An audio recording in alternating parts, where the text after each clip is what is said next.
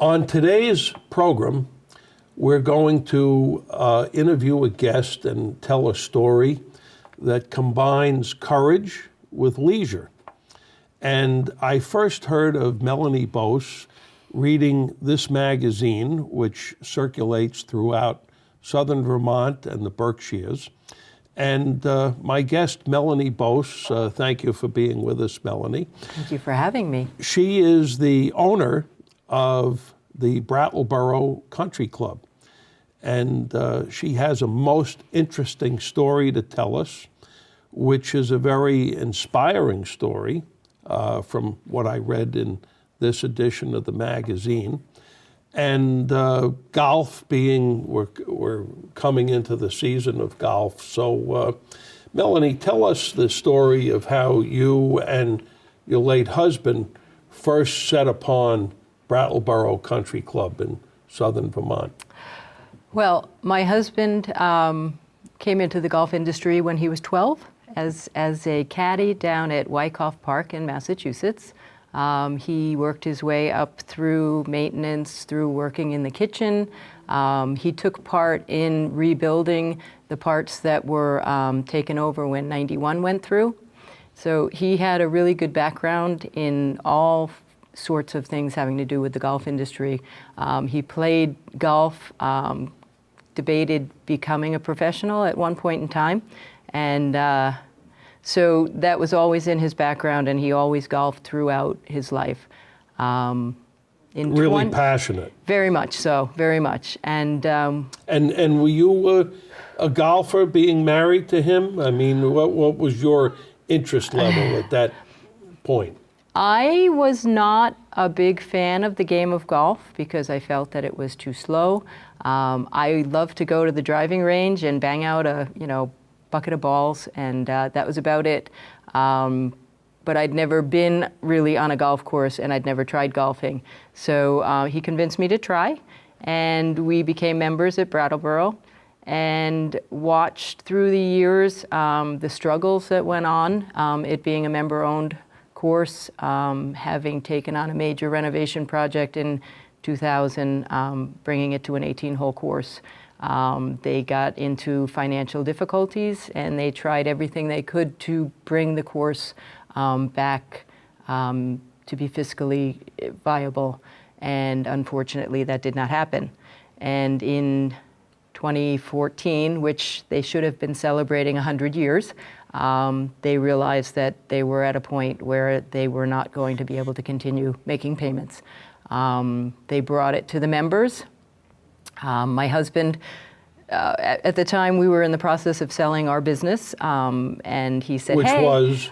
It was a robotics business. Oh. We dealt specifically with the nuclear industry, but we had gotten to a point where we had someone that was interested in purchasing the company, and we were working through that process when my husband came to me and said, hey, what do you think about buying Brattleboro Country Club? And I said, oh, please, could we get one business out of the way before we start on another adventure? And everybody that you talk to said, oh, there's no way that course could make any money. There's no way it's going to survive. My husband loved a challenge. And so he talked me into it and got excited about it. And where that article starts, where it says, how hard could it be? The reality was that my husband, having such a background in the golf industry, we knew that that was not going to be as difficult as where we were coming from with a robotics business. My background I have never worked in a golf industry before, so this was new to me, but we were going to be able to work together and golf every day. That was the plan. We were just going to golf every day. Yes. A paradise. Yes, it was going to be, yes. Unfortunately, the weekend that we took ownership in October of 2014, and of course it closed because the clubhouse was not winterized. There was no heating system that worked and all that. So we spent that winter in the basement. We decided it was a dirt floor basement, and we would put a cement floor in and make it usable space. Well, that turned into replacing the support beams, all the electrical. We found 2 chimneys that were blocked in, walled in, that had to all come out from floor to ceiling. So that became a rather major project. In April, April 26th, which was the weekend that we opened, my husband was diagnosed with cancer. We had plans for chemo and all of that, and we went up for a procedure in August, and he passed away. And so no sooner within a matter of months after you took ownership to the Brattleboro Country Club, your husband unfortunately passed. that's correct. And you were left with his legacy of I golf. was indeed. Yes. So, Melanie Boese, you've set a good overview of what we're going to talk about, but I'd like to back up a little bit and go into some of the details. You talk about you and your husband playing golf at Brattleboro Country Club for a number of years. And the club itself, I mean, has a big history, right? In that section of Vermont, that region. It is. Can Originally, it was a farm that was purchased by the Brattleboro Retreat. That was the men's summer getaway, I guess you would say, for the Brattleboro Retreat. The club started in 1914. Prior to that, there were 6 holes, I think somewhere near where the ski jump is. And but there were 4 or 5 gentlemen that convinced them to start this club, and it's just continued from there. And the clubhouse, which I guess at one point in time was a mansion of sorts, right? It was a farmhouse. Yeah, a farmhouse, yep. Okay. So can you speak to the clubhouse? Ooh, yeah. Probably 25 years ago, they decided to convert the, there was just a typical kitchen, farm kitchen in there, and they converted it to a commercial kitchen. We undertook a new renovation of that this winter. My 2 least favorite words now are knob and tube, having to do with electrical. We found just all kinds of stuff in the walls that had to be replaced. There were a lot of jobs that members did voluntarily that are not up to code. So we spent 3 or 4 months this winter on a 6-week planned renovation, bringing the kitchen up to code. We're working on putting in we did a lot of fire and safety. We're working on a sprinkler system. Unfortunately, we're not on town water, so there's a need for a 35,000-gallon storage tank in order to have that happen.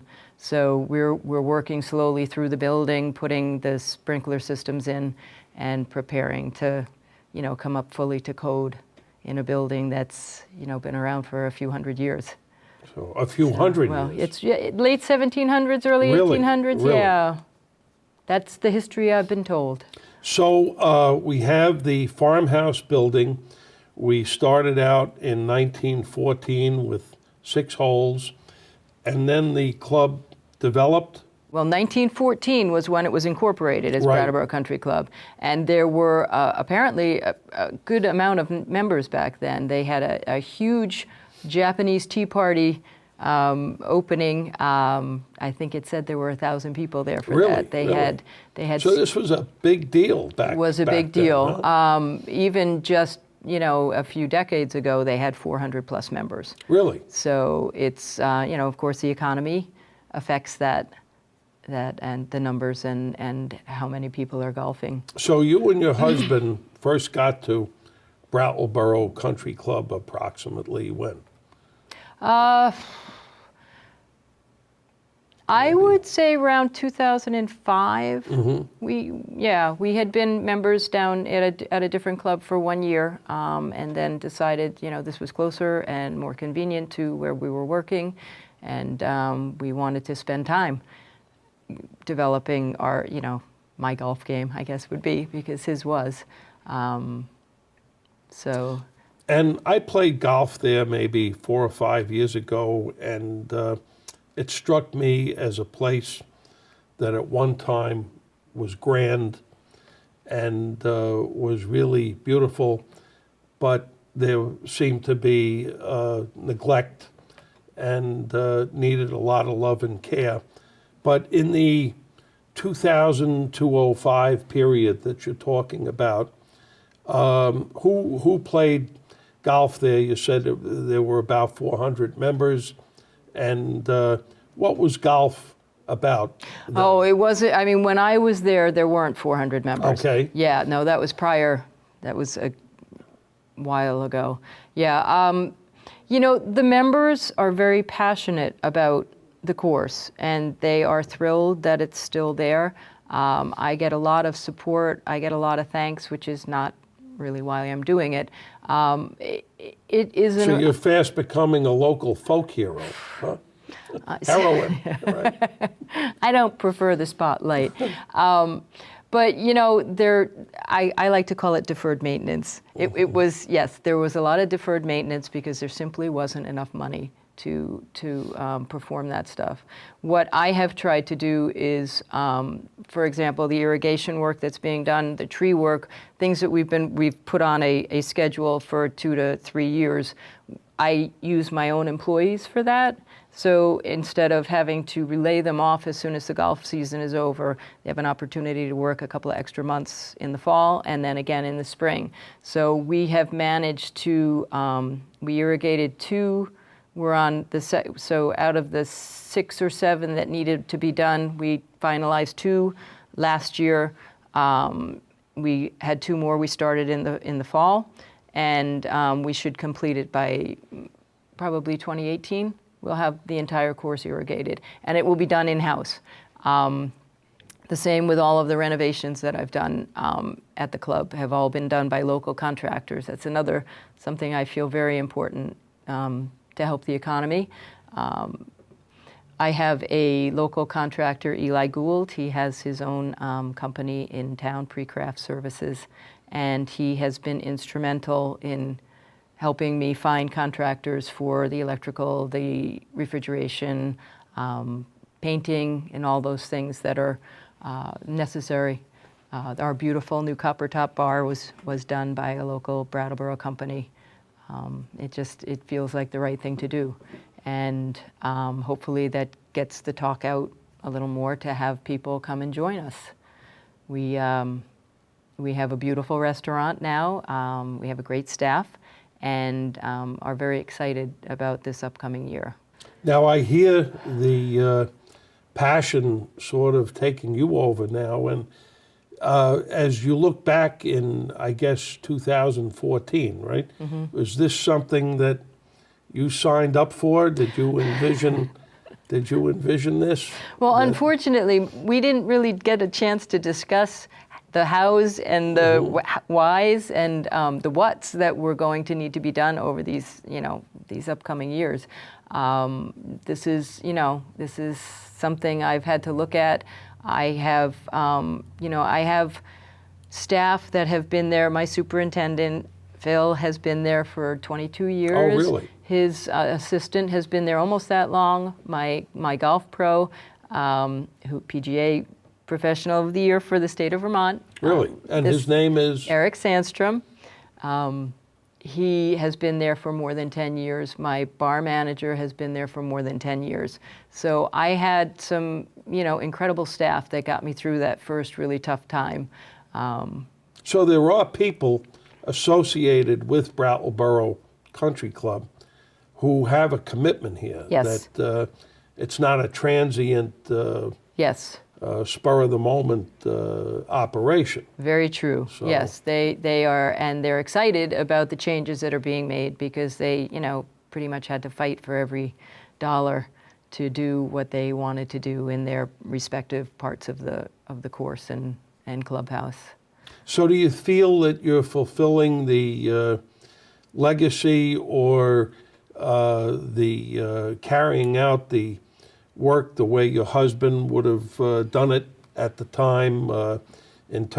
He certainly must have known about these different projects, right? Yes. That the course required, right? Yes. My husband's view on the country club was that we were going to put 3 years of effort into it in hopes of breaking even by the end of 3 years. That was the goal that we had, and then from there we would revisit and decide moving forward what we wanted to do. I would suspect that he would think I was moving a little too fast. But there's so many things that need to be done. It's not a I want to, it's this needs to be done. The kitchen needed to be brought up to code. It needed new floors. It needed sprucing up. It needed, the front porch that we put on this past winter. The back is all ADA approved. So accessibility for more people to get in and out. Our plans for the future include bringing the locker rooms down to the main floor and building them off the side of the building so that there's accessibility for people with that too. So, So it sounds like you've got I don't even think punch list is the word, right? It's probably a laundry list of how many projects and improvements that have to be undertaken, right? Well, it's fun. I go to work and I look out over the Ninth Fairway. You can't beat the view.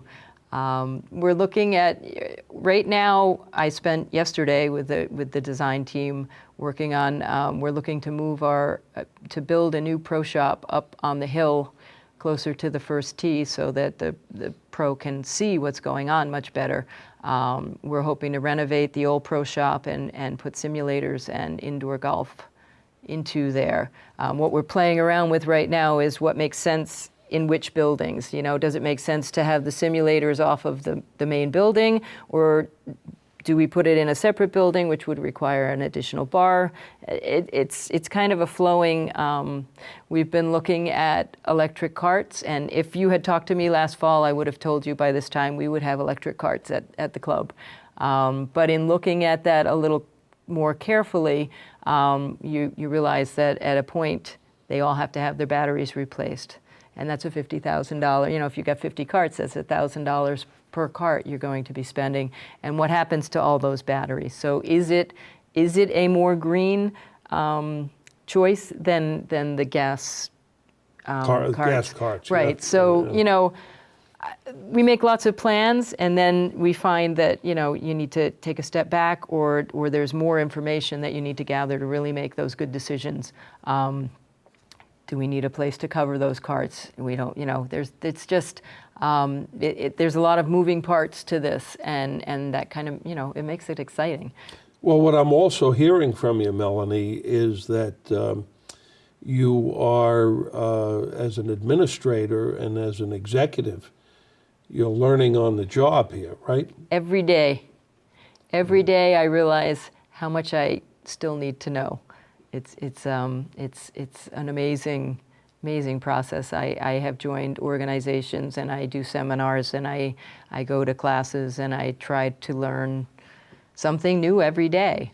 I start my day with a schedule, and at the end of the day, I look at what I haven't accomplished, because you're dealing with advertising, and you're dealing with marketing, and you're dealing with employees, and needs of the course and needs of the clubhouse, and there's just it's never ending. So as an executive of a leisure business, okay, a business that bodes of leisure and recreation and relaxation, how many hours a week are you putting in here on this passionate love here of Brattleboro Country Club? Well, let's see. You could ask me how many hours am I physically there, or you could ask me how many hours is it in my head, because it's pretty much a nonstop. It's nonstop. I have a 6-year-old at home, and I'm teaching her the game. I laugh. I tell people we went out and played golf, and she shot a 97, and they're very impressed. And then I tell them we played 3 holes. So, it's you have to choose and work your way through. And yeah, so I do my best, And I look forward every day to getting up and going there and seeing what's going on and what needs to be done. It's a challenge, and I like that. Now, Melanie Boese, I guess you've been finding out that golf being a challenged industry the past several years for a variety of reasons, that there are a number of golf courses and country clubs around the United States, and a number of them in our area, our region, that have faced challenge issues, economics issues.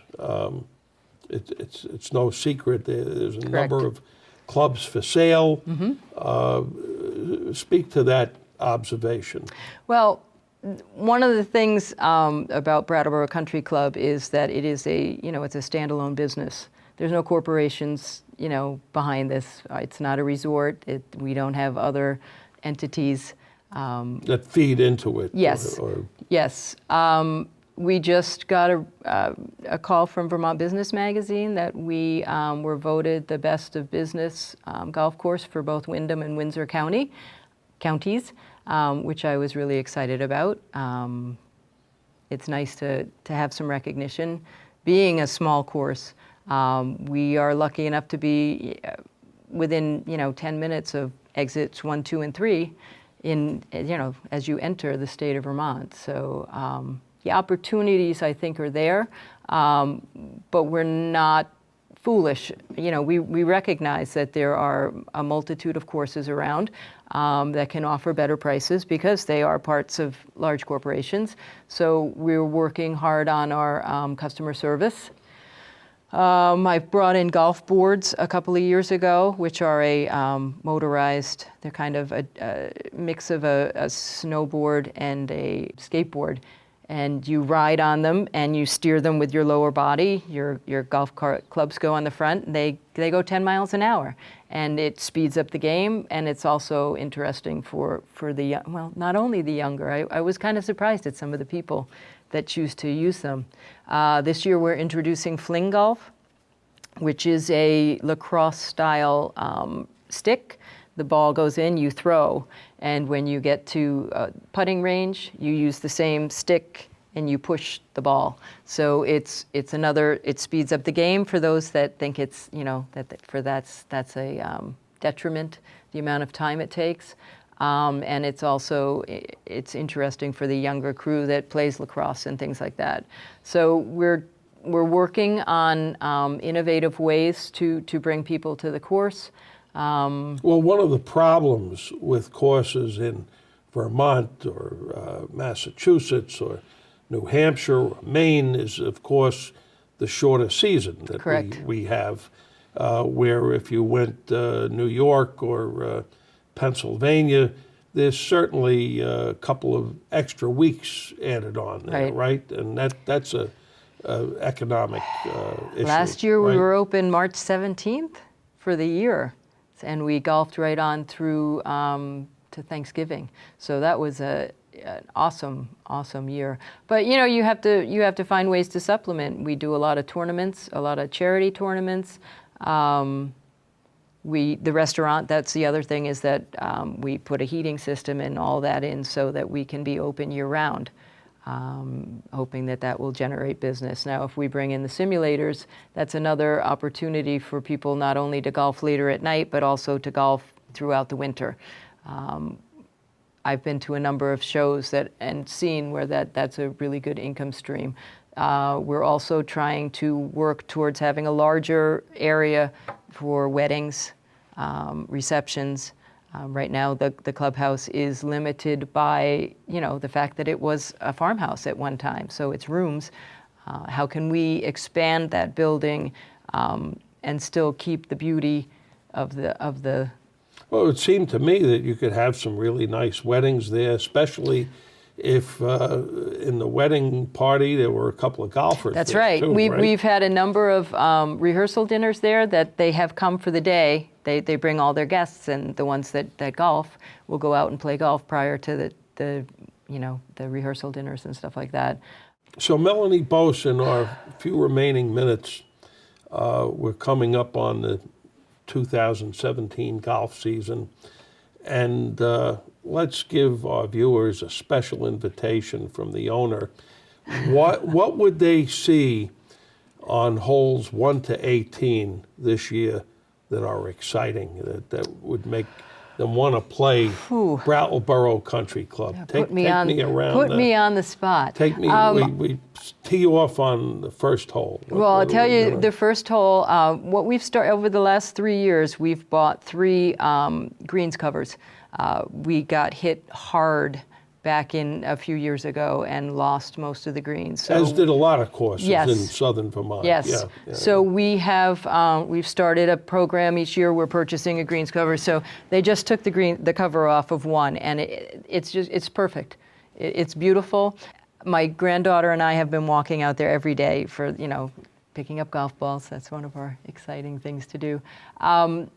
It was, I listened to my superintendent the other day because this magazine in May, they're featuring the golf course in the same magazine. And I think one of the things he said is when you play golf at Brattleboro Country Club, there's something memorable about every hole, which you don't often see in other golf courses. And that was an interesting, that was something I had never heard anyone say before. And for someone who spends every day out there working, that was kind of a, for him to say that, I thought it was pretty telling. What's your favorite hole?